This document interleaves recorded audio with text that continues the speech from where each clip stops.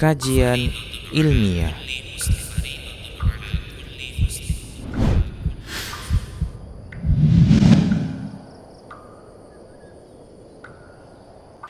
Assalamualaikum warahmatullahi wabarakatuh. Innal hamdalillah nahmaduhu wa nasta'inuhu wa nastaghfiruh wa na'udzu billahi min shururi anfusina wa sayyiati a'malina may yahdihillah fahuwal muhtad wa may yudlil falan tajida lahu waliyyan mursyida. Asyhadu an la ilaha illallah wahdahu la syarika lah wa asyhadu anna Muhammadan abduhu wa rasuluh alladzi la nabiyya ba'dah. Wa qala Allah subhanahu wa ta'ala ya ayyuhalladzina amanu taqullaha haqqa tuqatih wa la tamutunna illa wa antum muslimun. Wa qala azza man qala ya ayyuhalladzina amanu taqullaha wa qulu qawlan sadida yuslih lakum a'malakum wa yaghfir lakum dhunubakum wa may yuti'illaha wa rasulahu faqad faza fawzan 'azima. Ya ayyuhan nasu taqu rabbakumul ladzi khalaqakum min nafsin wahidah wa khalaqa minha zawjaha wa batha minhuma rijalan katsiran wa nisaa'a wattaqullaha alladzi tasaaluna bihi wal arham innallaha kana 'alaikum raqiba. Amma ba'du, nasaqal hadithi kitabullah wa khairal hadi hadi Muhammad sallallahu alaihi wasallam wa syarrul umur muhdatsatuha wa kullu muhdatsatin bid'ah wa kullu bid'atin dhalalah wa kullu dhalalatin finnar. Ikhwatu wa akhwat, a'azzani Allah wa iyyakum. Kalau kita mendengar yang namanya kata Yahudi, bagi kita sebagai seorang muslim sudah tergambar bagaimana permusuhan mereka yang sangat dahsyat kepada kaum muslimin. Bahkan permusuhan ini disebutkan dalam Al-Quran. Allah subhanahu wa ta'ala menyebutkan walan tarda ankal yahudu walan nasara hatta tattabi'a millatahum, bahwasanya orang Nasrani dan orang Yahudi tidak akan pernah ridho kepada kalian sampai kalian mengikuti millah mereka. Millah itu ikhwah tidak harus meninggalkan Islam, murtad kemudian masuk ke agama mereka. Millah ini pemahaman juga seperti itu, gaya hidup dan seterusnya. Tapi di antara dua ini, antara Yahud dan Nasrani, Allah menyebutkan la tajidannahum asyaddun nas adawah. Sesungguhnya kalian akan melihat orang yang paling dahsyat permusuhannya kepada kaum muslimin itu adalah orang-orang Yahudi. Orang-orang Yahudi. Ikhwah, kalau kita bicara masalah permusuhan, jangankan kepada kaum muslimin, orang-orang Yahudi mereka juga telah melakukan hal-hal yang memang menunjukkan bagaimana kebandalan mereka. Kalau bahasa kita yang agak kasar dikit, kekurang ajaran mereka kepada orang-orang yang memang sudah mereka yakini bahwasanya mereka nabi. Seperti ikhwah, Nabi Musa mereka akui sebagai nabi. Kita lihat contoh awal mula Bani Israel masuk ke daerah Palestina, khususnya Baitul Maqdis. Dalam surah Al-Maidah ayat 20 dan seterusnya, Allah Subhanahu wa ta'ala menceritakan kisah masuknya mereka. Wa idh qala Musa liqaumihi dzkuru ni'matallahi 'alaikum idh ja'ala fikum anbiya wa ja'alakum muluka ketika Nabi Musa berkata kepada kaumnya, ingat-ingatlah betapa banyak nikmat Allah Subhanahu wa taala kepada kalian karena Allah angkat para nabi dari kalangan kalian. Artinya orang-orang istimewa Allah angkat dari kalangan Bani Israel, anak-anaknya Israel, anak-anaknya Nabi Ya'qub alaihissalam. Idja'ala fikum anbiya. Allah Subhanahu wa taala mengangkat para nabi itu dari kalangan kalian. Wa ja'alakum muluka. Dan juga Allah angkat untuk kalian raja-raja. Wa atakum ma lam yu'ti ahadam minal alamin. Allah telah memberikan kepada kalian yang belum pernah dan tidak pernah diberikan kepada orang lain, kaum yang lain selain kalian. Dan memang ikhwah fiddin, kalau kita lihat kisah Nabi Musa membawa serta Bani Israel, bagaimana Allah Subhanahu wa taala menurunkan manna wassalwa, makanan yang siap santap langsung dari langit. Langsung dari langit. Ada yang menyebutkan manna wassalwa itu merupakan madu, manisan dan daging burung, tinggal goreng. Tidak perlu mereka beternak untuk makan daging burung. Tidak perlu mereka mengadon tepung untuk mendapatkan manisan tersebut. Makanan langsung dari langit. Ikhwah rahimallahu wa iyyakum, tidak pernah diberikan kepada yang lain. Ada kisah yaitu umatnya Nabi Isa Al-Hawari, itu ada maidah, yaitu hidangan dari langit.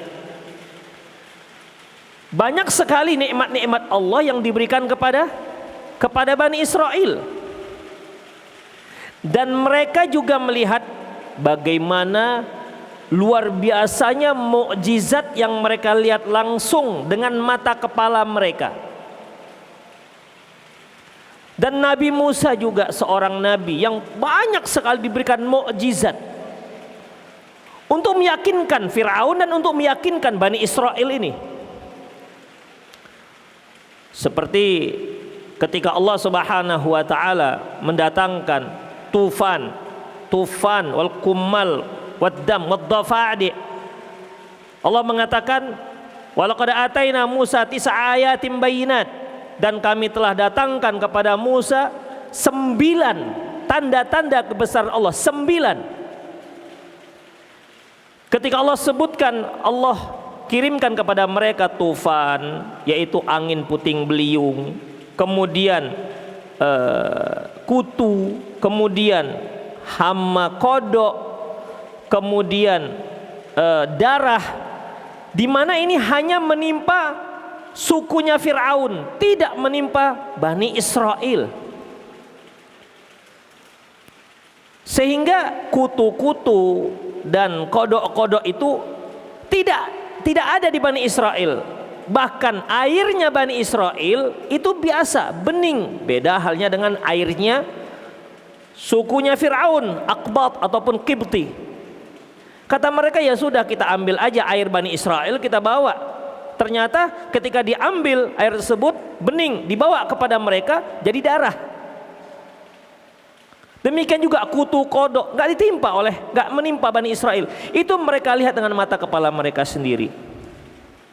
Hingga akhirnya Allah menyuruh Nabi Musa untuk membawa Bani Israel meninggalkan Mesir untuk kembali kepada kampung halaman mereka. Karena ikhwah, Nabi Ya'qub alaihissalam tempatnya di Kanaan.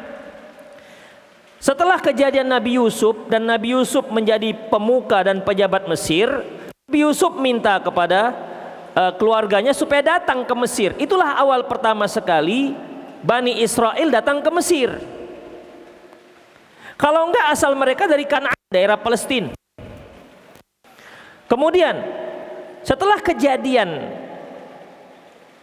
kejadian kisah Nabi Musa ini, mereka kembali ya menuju kampung halaman mereka. Tetapi ikhwah rahimallahu wa iyyakum, ternyata di kampung halaman mereka itu sudah ada kaum-kaum yang yang kuat-kuat. Kita lihat ini, apa kata Allah Subhanahu wa taala? Ya qaumi dukhul ardal muqaddasata allati kataballahu lakum. Wahai kaumku, kata Nabi Musa kepada umatnya, masuklah kalian ke bumi yang muqaddas. Ini adalah Baitul Maqdis. Masuklah kalian ke sana. Wala tartaddu ala adbarikum. Jangan kalian mundur. Itulah perintah Allah Subhanahu wa taala, karena mereka mau pulang kampung. Apa kata mereka? Ya Musa, inna fiha qauman jabbarin. Musa, di situ ada kaum yang jabbar, kuat. Ya. Jabbarin, sombong, tukang rongrong. Wa inna lan nadkhulaha hatta yakhruju minha. Kami enggak akan masuk. Nabi Musa suruh supaya mereka masuk. Mereka katakan tidak mau masuk. Kenapa? Takut. Fa inna lan hatta yakhruju minha. Kami masuk kalau mereka keluar. Fa in yakhruju minha fa inna dakhilun. Kalau mereka sudah keluar, ya kami masuk. Qala rajulani minal ladzina yakhafuna an'ama Allahu 'alaihim adkhulu 'alaihimul bab. Ada dua orang yang yakin, pengikut setia Nabi Musa alaihissalam. Dia mengatakan, hendaklah kalian takut. Ya, minal ladzina yakhafuna an'ama Allahu 'alaihim. Dua orang yang setia kepada Nabi Musa, ya, yang takut kepada Allah Subhanahu wa taala, udkhulu 'alaihimul bab. Kalian masuklah melalui pintu tersebut. Fa idza dakhaltumuhu fa innakum ghalibun. Kalau kalian masuk, kalian pasti menang. Itu janji Allah Subhanahu wa taala kepada kaumnya Musa. Kemudian wa 'alallahi fatawakkalu in kuntum mu'minin. Udahlah, tawakal kepada Allah apabila kalian memang benar-benar orang mukmin. Karena ini jaminan dari Allah. Allah sudah janjikan kalau kalian masuk melawan orang-orang kuat yang ada di tempat tersebut, kalian pasti akan menang. Ini merupakan janji Allah Subhanahu wa taala. Udah, tawakal kepada Allah. Ayo kita perang maksudnya. Apa kata kaumnya Musa? Qalu ya Musa inna lan nadkhulah abadan madamu fiha. Musa, kami enggak mau masuk. Tuh bengalnya nih. Padahal mereka yakin Nabi Musa itu nabi mereka. Beda halnya kalau mereka enggak yakin Musa itu nabi. Ini mereka meyakini Musa itu nabi mereka. Sudah melihat begitu banyak mukjizat. Tapi begitu modelnya ikhwah. Jadi qalu ya Musa inna lan nadkhula abadan madamu fiha. Musa, kami enggak akan masuk ke tempat tersebut abadan, selamanya. Gini aja lah, fadhhab anta wa rabbuka faqatila innaha huna qaidun. Gini aja, kau aja yang pergi dengan Tuhanmu. Kurang ajar ikhwah. Kau aja yang pergi dengan Tuhanmu, kami di sini duduk. Mungkin kalau kita udah kalau itu murid kita mungkin udah kita apain ini hukumannya. Ini kan perkataan apa namanya? Konyol ikhwah. Idhaba anta wa rabbuka faqatila. Musa, udah kau aja yang pergi dan Tuhanmu. Memang Tuhan itu Tuhan siapa? Bukan Tuhan mereka juga. Setelah sekian sejarahnya dengan Nabi Musa, keanehan-keanehan mukjizat Nabi Musa, mereka lihat, ya, yang mereka lihat di mata kepala mereka, ini yang mereka katakan kepada Nabi Musa. Idhhab anta wa rabbuka faqatila inna hauna qa'idun. Udah kamu aja yang pergi bersama Tuhanmu. Jadi Musa, udah ente berdua aja. Ente dan Tuhan ente udah. Kalau memang betul-betul ini merupakan perintah Tuhan ente, ya udah ente aja berdua dengan Tuhan ente perang. Kami di sini duduk. Kemudian ya otomatis ikhwah, Nabi mana yang enggak marah? Ya, Nabi mana yang nggak marah? Qala rabbi inni la amliku li nafsi wa akhi. Ya Allah, aku tidak, inilah amliku illa nafsi wa akhi. Aku tak punya kuasa kecuali diriku dan saudaraku Harun. Sampai sebegitu, kalau bahasa kita ikhwah, ngelongso gitulah.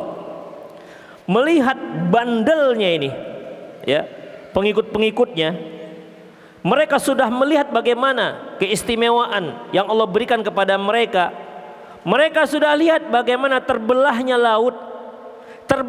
laut dengan tanah yang kering. Mereka sudah lihat bagaimana Fir'aun dan tentaranya Allah tenggelamkan. Demikian permintaan mereka yang aneh-aneh dituruti oleh Nabi Musa alaihissalam. Ketika Fir'aun itu tenggelam, ikhwah, apa kata Bani Israel? Musa, kami nggak yakin itu Fir'aun itu tenggelam. Kenapa ikhwah? Pengaruh kesyirikan yang dilakukan, yang diyakini oleh suku Fir'aun itu, yang Fir'aun mengatakan wa ana rabbukumul a'la, aku ada Tuhanmu yang maha tinggi. Jadi sampai-sampai ketika Allah menenggelamkan Fir'aun, mereka sampai belum yakin kalau Fir'aun itu mati. Sampai seperti itu. Makanya ikhwah, antum jangan bertetangga dengan orang musyrik. Kenapa? Akan terpengaruh. Rasul pernah katakan, saya berlepas diri dari seorang muslim yang tinggal di tengah-tengah orang musyrik, karena pengaruh luar biasa. Bani Israel begitu banyak yang sudah dia lihat. Firaun sudah dia lihat ditenggelamkan oleh Allah Subhanahu wa taala, masih belum yakin. Musa, kami belum yakin Firaun mati. Terus bagaimana? Mau ente bagaimana? Cobalah dia dikeluarkan jasadnya dari laut. Allah turutin. Nabi Musa turutin. Nabi Musa berdoa, ya Allah, keluarkan jasadnya Firaun dari laut supaya ini Bani Israel yang bengal-bengal ini bisa meyakini. Betul kan, sampai sekarang ada jasadnya. Allah keluarkan hanya jasad Firaun. Yang lainnya enggak. Hanya jasad Firaun. Kenapa? Permintaan si Bani Israel ini, kaumnya Nabi Musa. Baik, kita kembali pada kisah tadi. Marah Nabi Musa. Apa katanya? Marah tapi ngelongso gitu ikhwah. Apa ya? Ngelongso ini apa ya? Sedih ya? Sedih. Qala rabbi innila amliku illa nafsi wa akhi. Ya Tuhanku, ya Rabbku, aku tak punya kekuasaan kecuali hanya diriku dan saudaraku.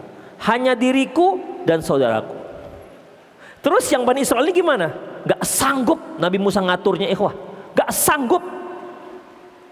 Kemudian fafruq bainana wa bainal qaumil fasikin, pisahkan kami dengan kaum fasik. Disitulah ikhwah rahimanallahu wa iyyakum, qala fa innaha muharramatun alim arba'ina sanah. Kata Allah, mereka tidak akan bisa masuk ke dalam Palestina, tidak akan bisa masuk ke Baitul Maqdis selama 40 hari. Yatihuna fil ard, nyasar mereka, muter-muter 40 tahun. Bayangkan ikhwah. Kalau kita kan nyasar paling sehari udah capek. Ini 40 tahun nyasarnya. Gak sampai-sampai ke Baitul Maqdis. Padahal kan awalnya ayo kita perang mereka. Kalau sudah diperangi masuk.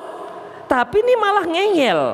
Si orang Bani Israel ini, udah Anda saja yang masuk, pergi dengan Tuhan Anda. Perang sana berdua. Perang berdua katanya. Allah tetapkan bahwasanya mereka akan nyasar, gak sampai-sampai Baitul Maqdis. Yatihuna fil ard. Ya, 40 tahun muter. Dalam tafsir disebutkan di gurun Tih namanya. 40 tahun nyasar ikhwah. Ya, disitulah ikhwah rahimanallahu wa iyyakum, fala ta'sa'al qaumil fasikin. Jangan kalian putus asa pada orang-orang fasik. Memang begitulah mereka.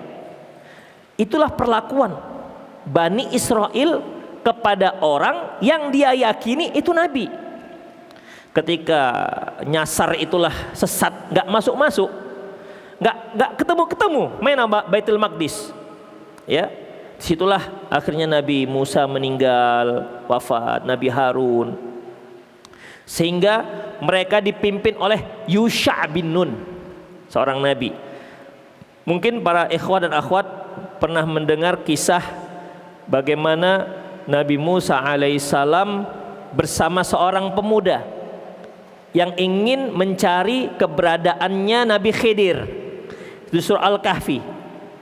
Ya, Musa mengatakan, qala Musa li fatahu la abrahu hatta ablagha majma'al bahraini aw amdiya huquba.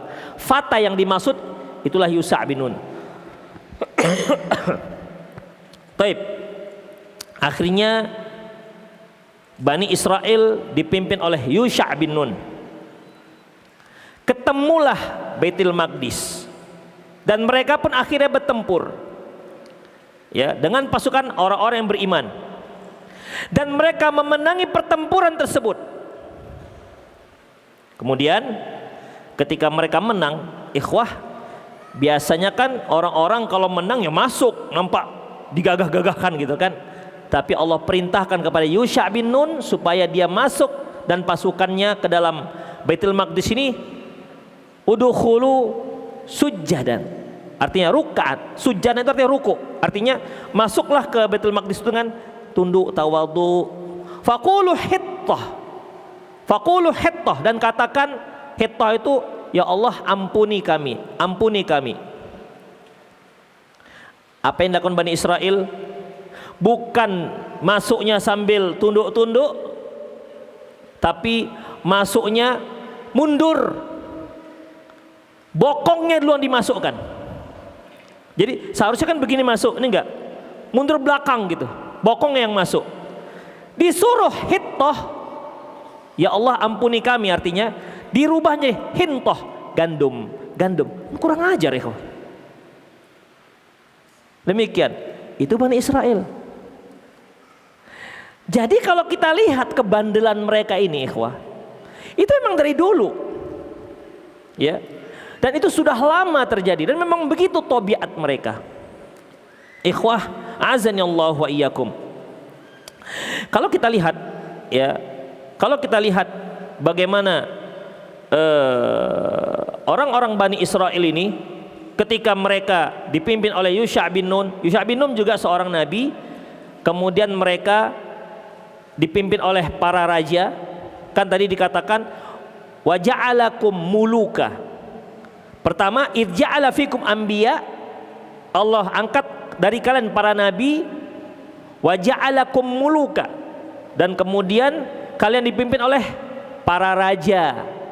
Jadi setelah para nabi, ya, para nabi, kemudian mereka dipimpin oleh para raja. Tapi nabi tetap ada. Nabi tetap ada. Nabi dan raja berbarengan. Raja yang diangkat pertama yaitu Talut. Wa qala lahum nabiyuhum innallaha qad ba'atsa lakum Taluta malika. Berkata kepada mereka, nabi mereka, Allah telah mengangkat Talut sebagai raja kalian. Karena ini permintaan mereka. Sepertinya mereka bosan, asik nabi aja gitu kira-kira. Nabi ke nabi, nabi ke nabi, kali-kali raja lah yang memimpin kami. Taib. Diperkenankan Allah angkat Talut, innallaha qad ba'atsa lakum Taluta malika. Allah itu telah mengutus Talut sebagai raja kalian. Baik, sudah ya? Sudah diperkenankan permintaan mereka. Apa kata mereka? Qalu anna yakunu lahul mulka alaina wa nahnu ahaqqu bil mulki minhu wa lam yu'ta sa'atan minal mal. Apa kata mereka kepada nabi mereka? Kok si Talut jadi nabi? Dia itu orang miskin katanya. Ngenyek. Kenapa Talut yang diangkat jadi nabi, walam yu'ta sa'atam minal mal? Dia tak punya duit. Dia tak punya duit. Kenapa enggak kami? Jadi ikhwah, pemikiran yang jadi pemimpin itu harus yang punya uang. Itu pemikiran orang Yahudi. Orang Yahudi yang begitu. Yang jadi pemimpin itu harus kaya raya. Orang Yahudi itu punya pemikiran. Padahal yang namanya kepemimpinan itu Allah yang memberikan. Ya. Qulillahul mulk yu'ti man tasya wa may yasha. Allah Subhanahu wa taala memberikan kerajaan, wa tanzi'ul mulka mimman tasya. Allah tarik kekuasaan itu kepada dari siapa saja yang dia kehendaki. Ikhwan rahimallahu wa iyyakum. Kemudian apa kata Nabi mereka? Innallaha astafa lakumut talut. Sungguhnya subhanahu wa ta'ala mengistimewakan Talut untuk diangkat jadi raja. Kemudian apa istimewanya? Wazadahu bastatan fil ilmi wal jism. Dia punya kekuatan fisik dan ilmu. Fisik saja kalau jadi pemimpin nggak punya ilmu tidak bisa. Ilmu saja nggak punya kekuatan fisik juga nggak bisa jalan. Itulah dia, ikhwah. Akhirnya mereka pun dipimpin oleh para raja-raja. Jadi raja dengan para nabi itu beriringan, ya, raja dan nabi, raja nabi, hingga akhirnya mereka dipimpin oleh seorang raja dan nabi sekaligus. Dialah Nabi Daud. Kemudian setelah Nabi Daud meninggal, mereka dipimpin oleh Nabi Sulaiman. Itulah dia, ikhwah. Itulah yang sekarang yang dikenal dengan nama Haikal Sulaiman, istananya Sulaiman, dan itu berada di Baitul Maqdis. Itu berada di Baitul Maqdis yang dikenal dengan Haikal Sulaiman. Demikian ikhwah rahimallahu wa iyyakum. Dan Haikal Sulaiman ini tidak ada hubungan dengan daerah Sleman Yogyakarta, nggak ada hubungannya. Ya, nggak ada hubungannya. Karena memang ada kan orang Indonesia mengatakan Borobudur itu Haikal Sulaiman. Borobudur Haikal Sulaiman. Ikhwah, kalau memang itu Haikal Sulaiman, paling nggak adalah orang-orang Yahudi yang tinggal di sekitar Borobudur itu. Tapi ternyata penduduk di situ macam kita gini, yang pesek, agak hitam, gitu-gitu. Nggak ada bentuk-bentuk Arab, nggak ada. Demikian. Kalau seandainya itu adalah Haikal Sulaiman itu Borobudur alaihissalam. Baik. Haikal Sulaiman adalah Borobudur. Kemudian ikhwan rahimallahu wa iyyakum. Kemudian kita lihat, ya. Kemudian kita lihat bagaimana sejarah daripada renovasi daripada Masjid Aqsa ini ataupun daerah Aqsa. Ikhwah, perlu antum ketahui, yang dikatakan Aqsa adalah bukan hanya masjidnya, tapi arealnya itu kalau kita lihat di sebelah timur, bagian timur panjangnya 424 meter, bagian barat 490 meter, kemudian bagian utara 322 meter, dan bagian selatan 283 meter. Jadi semua areal itu yang dikatakan Aqsa.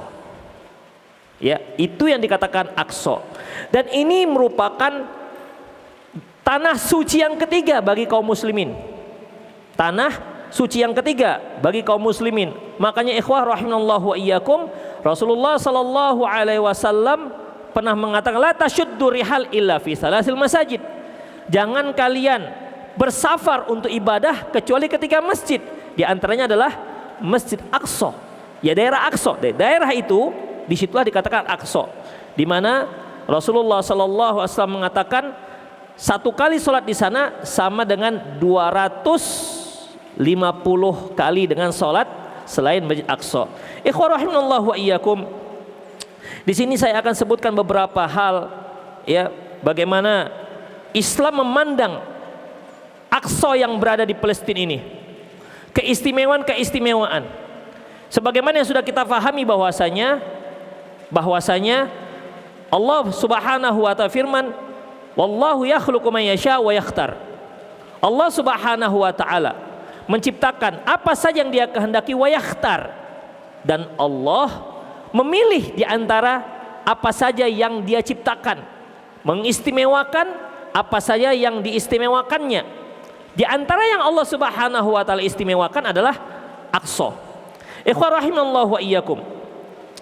Ada beberapa poin yang perlu kita ketahui tentang apa sih istimewanya tentang Aqsa yang ada di daerah Palestina sekarang. Ikhwan rahimallahu wa iyyakum. Di antara yang kita sebutkan tadi, bahwasanya di antara keistimewaannya tidak boleh seorang muslim bersafar dengan niat ibadah kecuali ke 3 tempat. Di antaranya adalah Aqsa. Yang kedua, bahwasanya keistimewaan bahwasanya Aqsa, Masjidil Aqsa merupakan masjid kedua setelah Masjidil Haram. Dalam sebuah hadis yang diriwayatkan oleh Imam Muslim dan Imam Bukhari dari Abi Dzar, qultu ya Rasulullah ayyu masjidin wudi'a fil ardi awwalan? Ya Rasulullah, masjid manakah yang pertama sekali dibangun di muka bumi? Qala Masjidil Haram. Qala qultu summa ayyun? Setelah itu apa lagi ya Rasulullah? Qal Masjidil Aqsa. Yang kedua yaitu Masjid Aqsa. Aku bertanya lagi, kam kana bainahuma? Berapa jarak antara duanya? Artinya setelah Masjid Haram dibangun, berapa lama setelah itu dibangun Masjid Aqsa? Beliau katakan arba'una sanah, yaitu 40 tahun. Yang ketiga, Masjid Aqsa ini merupakan kiblat pertama kaum muslimin. Dalam sebuah hadis yang diriwayatkan dari Al-Bara bin Azib qala shallaina ma'an Nabi SAW nahwa Baitul Maqdis sittata asyara. Kami salat bersama Nabi SAW menghadap Baitul Maqdis selama 16 atau 17 bulan. Summa sarafahu nahwal kiblah. Barulah kemudian setelah itu kiblat diarahkan ke Ka'bah. Jadi di awal kaum muslimin diperintahkan salat menghadap yang pertama sekali kiblatnya ke Masjidil Aqsa, yaitu ke Baitul Maqdis. Itu selama 17 atau 16 bulan. Keistimewaan yang keempat, bahwasanya Masjid Aqsa merupakan masjid yang penuh berkah, bahkan yang sekitarnya juga ikut berkah, sebagaimana firman Allah Subhanahu wa taala dalam surah Isra, subhanallazi asra bi 'abdihi lailan minal masjidil haram ilal masjidil aqsa alladzi barakna haulah. Maha suci Allah yang telah mengisrakan hambanya pada malam hari dari Masjidil Haram ke Masjid Aqsa alladzi barakna haulah, yang telah kami berkahi sekitarnya juga. Jadi bukan hanya Masjid Aqsa saja, tapi sekitarnya juga diberkahi oleh Allah Subhanahu wa taala. Yang kelima, bahwasanya Baitul Maqdis itu nanti akan menjadi bumi padang mahsyar. Allahu alam gimana kaifiatnya. Baitul Maqdis nanti akan menjadi tempat padang mahsyar, artinya disitulah nanti di hari kiamat seluruh umat manusia setelah dibangkitkan berkumpul, sebagaimana sabda Nabi SAW yang diriwayatkan oleh Ibnu Majah. Apa kata beliau? Ardul mahsyar wal munsyar, bahwasanya Baitul Maqdis adalah bumi padang mahsyar dan bumi tempat manusia dibangkitkan. Hadis ini disahihkan oleh Syekh Al-Albani. Yang keenam, bahwasanya Baitul Maqdis merupakan tempat mulai mi'rajnya Nabi sallallahu alaihi wasallam dari Mekah ke Madinah, Isra, dari Mekah ke Masjidil Aqsa, ya, itu merupakan Isra, dan dari Masjid Aqsa ke langit itu tempat mi'rajnya Nabi sallallahu alaihi wasallam. Dalam sebuah hadis yang diriwayatkan oleh Imam Muslim, Rasulullah SAW bersabda, utitu bil buraq wa huwa dabbatun abyadun tawilun fawqal himari wa dunal bagli. Aku diberikan tumpangan dengan buraq. Buraq ini kata beliau hewan warna putih yang tingginya di atas keledai dan di bawah begol. Begol ini kuda poni. Apabila keledai dikawinkan dengan kuda, maka akan lahir begol. Buraq ini di bawah begol dan di atas keledai tingginya, ya. Dan dia seperti kuda atau keledai. Tidak ada satu riwayat bahwasanya mukanya, wajahnya, kepalanya kepala perempuan. Mungkin antum ingat dahulu, mungkin yang 30 tahun ke atas tahu lah ini. Ada gambar buruk, gambarnya gambar keledai, badannya, wajahnya, kepalanya kepala seorang perempuan, penuh dengan rantai-rantai. Ikhwah, tidak ada seperti itu. Ya. Kemudian wa yadau hafirahu indal muntaha tarfihi. Kalau dia berlari, kakinya ini diletakkan ke sejauh mata memandang. Antum bisa bayangkan itu. Berarti kita lihat bagaimana kuda berlari kan? Tentunya meletakkan kakinya sejauh sepanjang kakinya. Tapi buruk gak begitu. Walaupun pendeknya di bawah begol, di atas keledai, tapi ketika berlari kakinya jauh. Hus, nah begitu. Antum bayang-bayangkanlah kira-kira gimana. Demikian. Itulah dia. Ya. Hatta ataitu Baitul Maqdis, sampai aku datang sampai ke Baitul Maqdis. Qala farabattuhu fil halaqati allati yarbitu bihil anbiya, dan aku ikatkanlah buruk ini di tempat penambatan yang biasa dilakukan oleh para nabi. Makanya kalau antum ke sana, ya, di sebelah utara bagian kiri itu akan disebutkan tempat Rasulullah menambatkan buruk. Disebutkan di situ, di sana, ya, tempat Rasulullah menambatkan buruk. Baik. Kemudian yang ketujuh, keutamaan salat di sana, seperti yang telah kita sebutkan bahwasanya keutamaan salat di Masjid Aqsa itu sama dengan 250 kali, dan bukan hanya masjidnya, di semua areal. Sebagaimana tanah haram Makkah, apabila kita sholat sekali di sana sama dengan 100.000 kali sholat, ya, dibandingkan tempat lain. Masjid Aqsa, ya, di Baitul Maqdis, semua areal itu sekali sholat di sana sebanding dengan 250 kali sholat di tempat yang lain. Kemudian ikhwah rahimanallahu wa iyyakum, selanjutnya keistimewaan yang lain yang disebutkan Rasulullah sallallahu alaihi wasallam terkait dengan keutamaan ini, ikhwah rahimanallahu wa iyyakum, yaitu hadis yang kita sebutkan dulu, di mana Rasulullah sallallahu alaihi wasallam menyebutkan lamma faragha Sulaiman,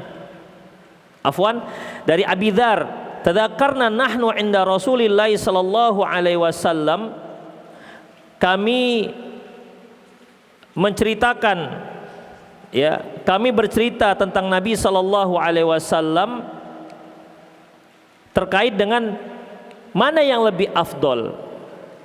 Ayyuhuma afdol, mana yang lebih afdol, salat fi masjid Rasulullah atau salat fi Baitul Maqdis, mana lebih baik salat di Masjid Rasulullah ataukah salat Baitul Maqdis? Faqala Rasulullah sallallahu alaihi wasallam, lantas Rasulullah sallallahu alaihi wasallam bersabda, salatun fi masjidi, salat di masjidku, hadza afdal min arba'i salawatin fihi, sama dengan 4 kali salat di Masjid Aqsa. Salat di masjidku sama dengan 4 kali lipat salat di Masjid Aqsa. Gimana jadi ikhwah? Kalau salat di Masjid Nabawi berapa kali? 1000. Tapi salat di Masjid Aqsa 4 kali salat di Masjid Aqsa sebanding dengan salat 1 kali masjidku. Berarti salat di Masjid Aqsa dibandingkan salat di masjid yang lain sebanyak 250 kali. Itu ikhwah, dari situ pendalilannya. Kemudian ikhwah rahimanallahu wa iyyakum, dalam sebuah hadis dari Abdullah bin Amr bin As anin Nabi SAW, falamma faragha Sulaimanu bin Daud bina al-Baitul Maqdis, ketika Nabi Sulaiman bin Daud selesai membangun Baitul Maqdis, sa'alallahu thalathan. Nabi Sulaiman meminta 3 hal. Hukman yusadifu hukmah, hukum yang sesuai dengan apa yang telah Sulaiman tetapkan. Wa mulkan la yanbaghi li ahadin min ba'di, dan kekuasaan yang tidak diberikan kepada selain Nabi Sulaiman setelah beliau. Jadi kekuasaan, Nabi Sulaiman minta agar dia diberi kekuasaan yang tidak diberikan kepada siapapun setelah beliau. Kemudian selanjutnya, wa alla ya'ti hadzal masjid ahadun la yuridu illa salata fihi illa kharaja min dunubihi ka yaumil waladathu ummuh. Permintaan ketiga, tidaklah seorang datang ke masjid ini yang dia datang hanya untuk sholat, kecuali kalau dia keluar dari masjid tersebut maka dosanya akan diampuni sebagaimana dia baru lahir dari ibunya. Itu permintaan Nabi Sulaiman. Faqala Rasulullah SAW, lantas Rasulullah SAW mengatakan, amma isnatani faqad u'tiyahuma, adapun yang 2 permintaan sudah diberikan oleh Allah Subhanahu wa taala.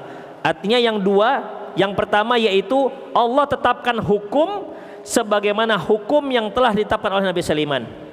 Yang kedua, Allah telah menetapkan tidak memberikan kekuasaan yang telah diberikan kepada Nabi Sulaiman diberikan kepada raja setelah Nabi Sulaiman. Di antaranya kan Nabi Sulaiman menguasai bukan hanya manusia. Nabi Sulaiman menguasai jin, ya, menguasai setan-setan. Makanya pada waktu itu tak bekuti, setan jin tak bekuti. Demikian ikhwah, angin juga itu di bawah kekuasaan Nabi Sulaiman. Makanya tentara Nabi Sulaiman ketika pergi untuk ekspansi ke negara lain, mereka naik karpet dalam sebuah hadis, dalam sebuah riwayat. Semua tentara-tentara dinaikkan ke atas karpet, kemudian karpet itu akan diterbangkan oleh angin. Jadi yang punya karpet terbang itu bukan Aladin, ya, itu adalah karpetnya Nabi Sulaiman alaihissalam. Itu ikhwah. Tapi ini termasuk Israiliyat, dan mereka akan dinaungi oleh burung. Jadi tentaranya itu adalah manusia dan jin, ya, tentaranya manusia dan jin. Termasuk istana yang dibangun Nabi Sulaiman juga dibangun oleh jin-jin tersebut. Ingat ketika Ratu Balqis dipersilahkan masuk oleh Nabi Sulaiman ke istananya, qila laha dukhulis sarh, dikatakan kepada Ratu Balqis, silahkan kamu masuk ke istana. Falamma ra'athu hasibathu lujatan wa kasyafat an saqaiha. Ketika dia lihat istana Nabi Sulaiman itu, bagian dalamnya, lantainya, dia kira lantainya itu banjir, penuh air. Ini istana gimana sih? Masa banyak air? Akhirnya apa? Dia angkat roknya, wa kasyafat an saqaiha, dan terlihatlah kedua betisnya. Karena apa? Dikira lantainya ada air. Kata Nabi Sulaiman, itu istana terbuat dari kaca. Jadi bawahnya air, lantainya kaca. Bayangkan ikhwah, itu sudah ada pada zaman Sulaiman yang dibangun oleh jin-jin. Jadi ikhwah, ada sebuah tafsir menyebutkan ketika Ratu Balqis ini mengangkat roknya, terlihatlah ternyata betisnya itu ada bulu. Disitulah Nabi Sulaiman menciptakan silet, ya, pisau pencukur bulu. Tapi itu Israiliyat, ya, Israiliyat. Demikian ikhwah rahimanallahu wa iyyakum. Taib. Makanya ketika Rasulullah sallallahu alaihi wasallam lagi salat, tiba-tiba lu begini. Sahabat bertanya setelah salat, "Ya Rasulullah, kenapa Anda begini-begini?" Apa kata beliau? Tadi jin Ifrit datang, dia mau membakarku. Akhirnya aku cekik sampai aku merasakan dingin lidahnya, karena dicekik oleh Rasulullah SAW. Seandainya aku tidak mengingat ucapan saudaraku Sulaiman, yaitu Rabbi habli mulkan la yambaghi li ahadin innaka antal wahhab.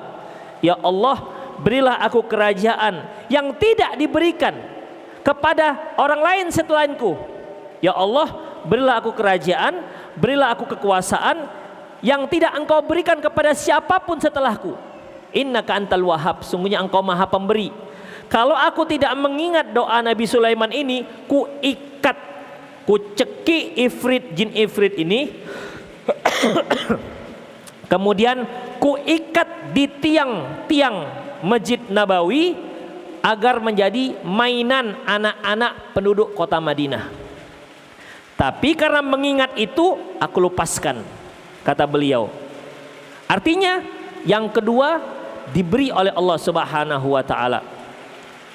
Dan kata beliau, wa arju ayyakuna qad utiya salisah.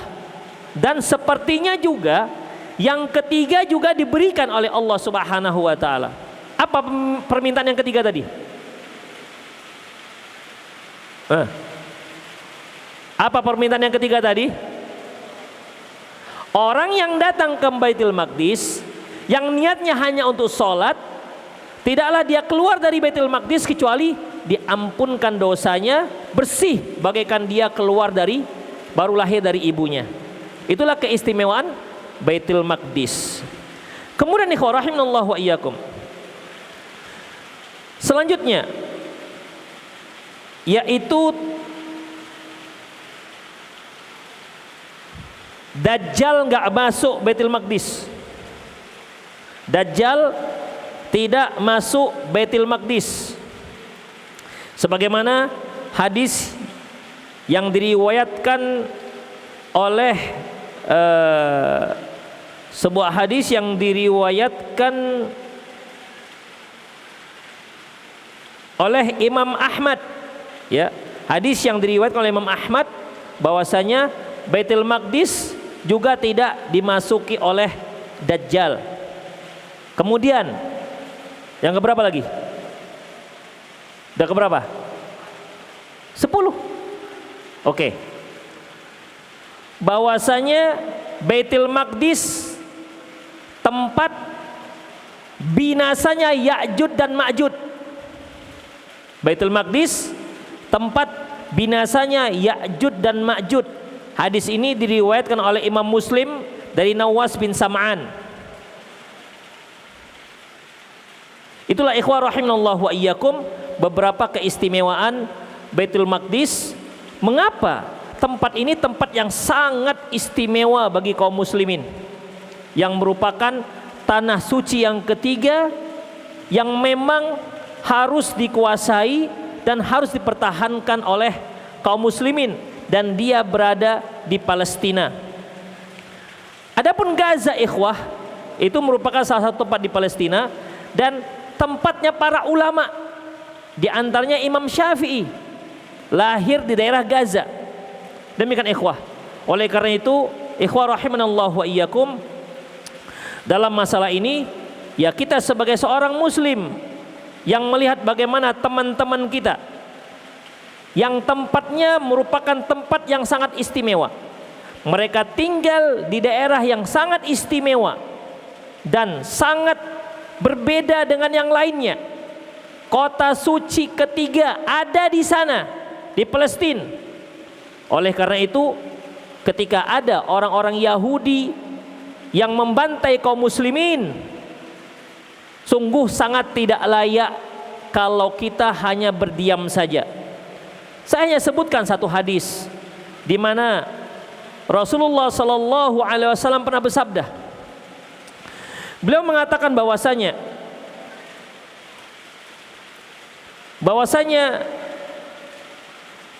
dari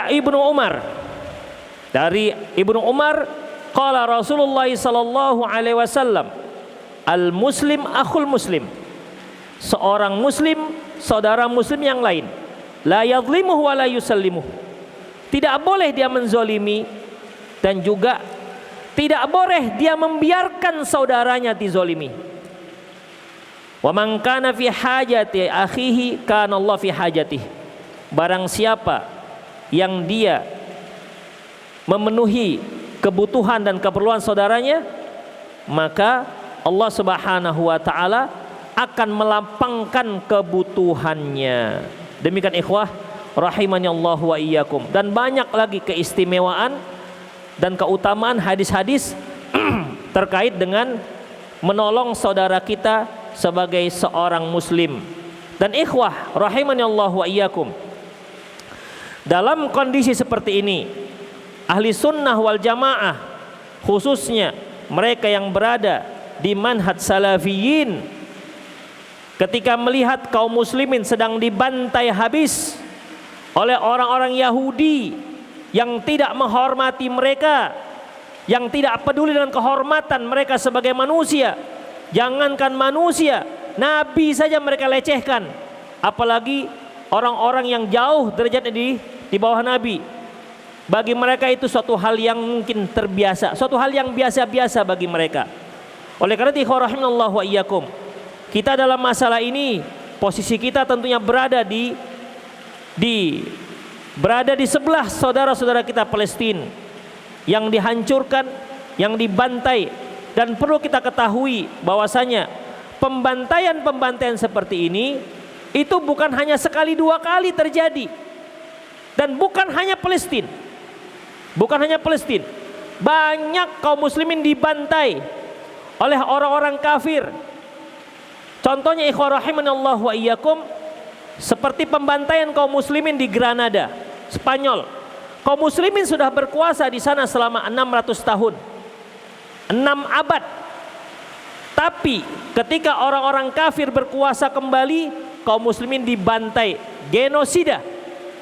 Sampai kita lihat jejak muslim yang selama 600 tahun itu tak kelihatan sekarang di Spanyol. Begitu hebatnya mereka pengusiran.